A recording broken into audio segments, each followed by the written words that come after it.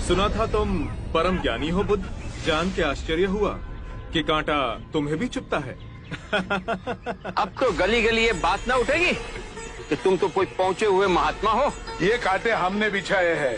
इस गांव में तुम्हारा स्वागत नहीं। हर दिन अनाज भिक्षा में मांग कर ले जाते हैं। चलो चलो, दूसरे गांव का रास्ता लो। मेरा आप लोगों से अनुरोध है कि मुझे अपने गांव में भिक्षाटन करने दें।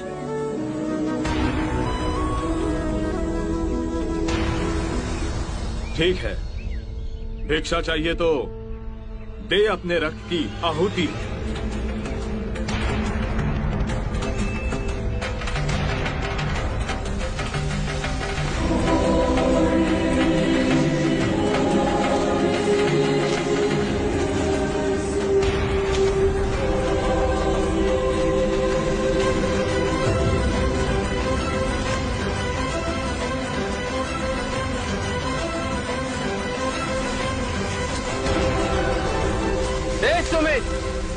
रास्ता बुहारा तो इस गांव से तेरा दाना पानी उड़ जाएगा।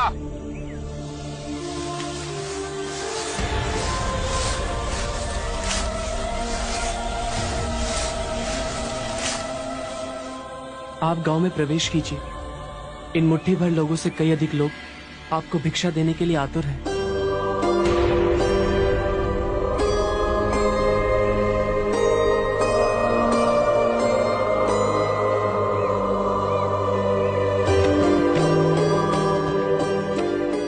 आप मुझे ना छूए।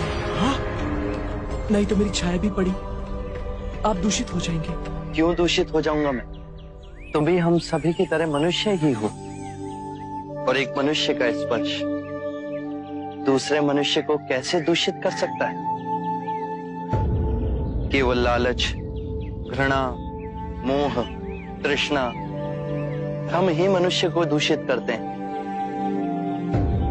और तुम जैसा मनुष्य जिसमें इतना प्यार भरा हो, वो केवल दूसरों को सुख ही दे सकता है, दुख नहीं। कैसे महात्मा हो तुम?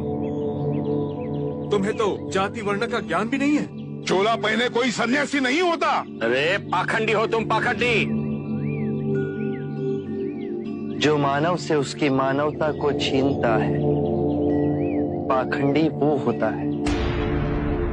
यदि मुझे पाखंडी कहे आप सभी को संतोष मिलता है तो ये उचित है, परंतु इस मनुष्य में भी हमारी तरह प्राण बसे।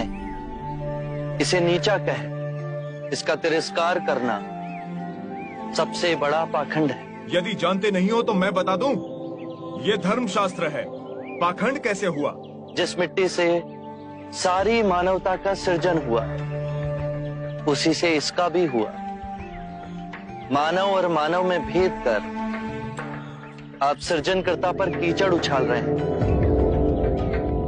यदि हम आकाश में कीचड़ उछालेंगे तो आकाश तो ऊंचा ही रहेगा, परंतु कीचड़ वापस हमारे ऊपर ही गिरेगा। आकाश ने तो भेद नहीं किया, वो हम सभी को एक पिता समान ढके हुए है। ये धरती धान उपजती है, इसने हमारे साथ भेदभाव नहीं किया। ये हवा हम सभी के लिए समान बहती है। पानी हर प्यासे की तृष्णा को बुझाता है। जब प्रकृति भेदभाव नहीं करती तो हम मनुष्य में भेदभाव क्यों करते हैं? यदि ऐसा है तो इससे संघ में भिक्षु क्यों नहीं बनाते? बहुत अच्छा सुझाव दिया आपने। सुनीत, क्या तुम भिक्षु बनना चाहोगे? मैं अछूत, आप जैसे महात्मा का भिक्षु मैं इस योग्य नहीं हूं। जो मनुष्य दूसरे मनुष्य की पीड़ा को देख व्यथित हो जाए, उससे उत्तम कोई दूसरा नहीं। मैं बुद्ध स्वागत करता हूं सुनीत का हमारे भिक्षु संघ में।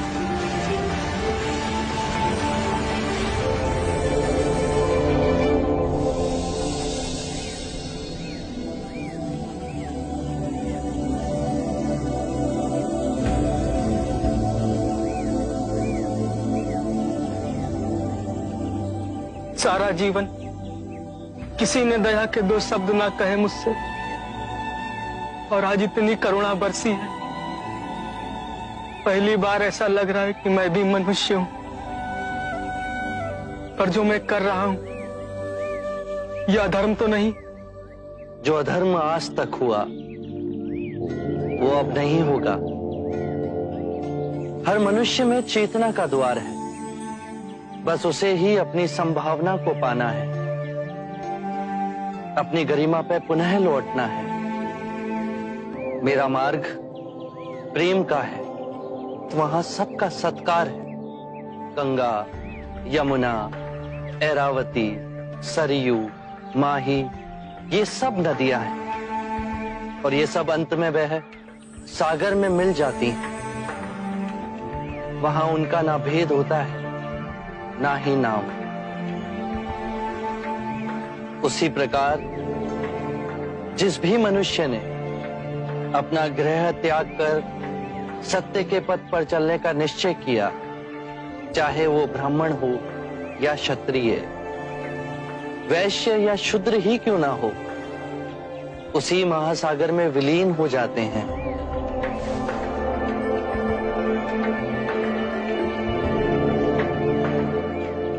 हर मनुष्य के अश्रुओं में नमक होता है, उसके लहू का रंग लाल होता है। ये भेद मनुष्य ने मनुष्य को उत्प्रेरित करने के लिए बनाए हैं। आज मैं इन भेदों को काटता हूं। आज सुनीत को दीक्षा देना क्रांतिकारी होगा। हम पर बहुत से संकट आएंगे, हमें और तिरस्कृत किया जाएगा, पर सत्य आने वाली आंधी के सामने अडिग रहेगा।